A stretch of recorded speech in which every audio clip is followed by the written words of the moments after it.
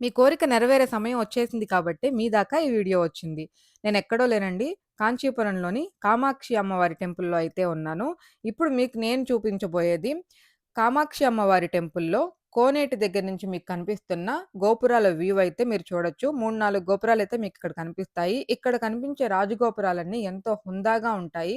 ఇరువైపులా అంతా పచ్చని చెట్లతో మనకెంతో ఆహ్లాదకరంగా ఉంటుంది. కాంచీపురంలోని టెంపుల్స్ అన్నీ చూడాలంటే మీకు ఒక రోజైతే సరిపోదు. చుట్టుపక్కల ఉన్న మెయిన్ టెంపుల్స్‌ని కవర్ చేయడానికి. మాకు ఒక్కరోజే టైం ఉండడం వల్ల ఒక పూటలోనే మేము అన్నీ ఫినిష్ చేసుకొని మళ్ళీ వెంటనే బయలుదేరిపోయాం. కానీ మీకు సమయం గనక ఉంటే ధ్యానం చేసుకుంటూ అక్కడే ఆ టెంపుల్ వైబ్స్‌ని మంచిగా రిలాక్స్‌గా ఫీల్ అవ్వాలి అంటే వన్ డే టైం తీసుకొని పొద్దున, సాయంత్రం మీరు కామాక్షి అమ్మవారి టెంపుల్‌లోనే ఉండండి. మీకు చాలా అంటే చాలా పీస్‌ఫుల్ మైండ్‌సెట్ సెట్ అవుతుందక్కడ. తెల్లవారుజామున సన్‌రైజ్ అప్పుడు అలాగే ఈవినింగ్ సమయంలో వెళితే మంచిగా మీరు ధ్యానం చేసుకోవచ్చు. అలాగే ఆ వైబ్ అంతా కూడా ఫీల్ అవ్వచ్చు. ఇకపోతే మీ కోరిక నెరవేర్చుకోవడానికి ఇక్కడ ఏం చేయాలనేది కూడా నేను చెప్తాను. ఈ టెంపుల్ విస్తీర్ణత అయితే 5-6 ఎకరాల మధ్యలో ఉంటుంది. కాంచీపురంలో ఈ కామాక్షి అమ్మవారి టెంపుల్ శక్తి పీఠాలలో ఒకటి. మీరు ముందుగా వెళ్లి కామాక్షి అమ్మవారిని దర్శనం చేసుకోండి. దర్శనం చేసుకొని మీకు మనసులో ఉన్న కోరికని అమ్మవారి ముందర పెట్టండి.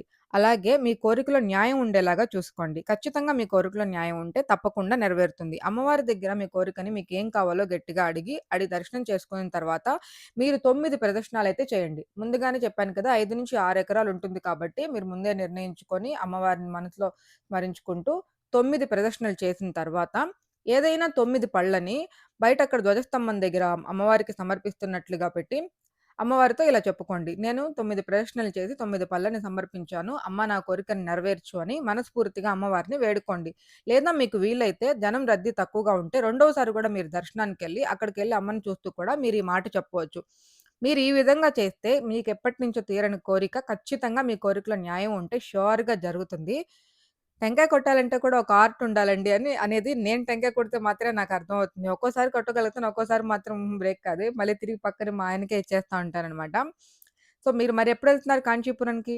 మీరు నా ఛానెల్ సబ్స్క్రైబ్ చేసుకుంటే, మీరు ఏకాంబరేశ్వర టెంపుల్‌ని, అలాగే వరదరాజ పెరుమాళ్ టెంపుల్‌ని ఇవన్నీ కూడా మీరు నా ఛానెల్‌లో చూడొచ్చు. సో, తప్పకుండా ఛానెల్ సబ్స్క్రైబ్ చేసుకోండి. ఇప్పుడే లైక్ కూడా కొట్టేయండి.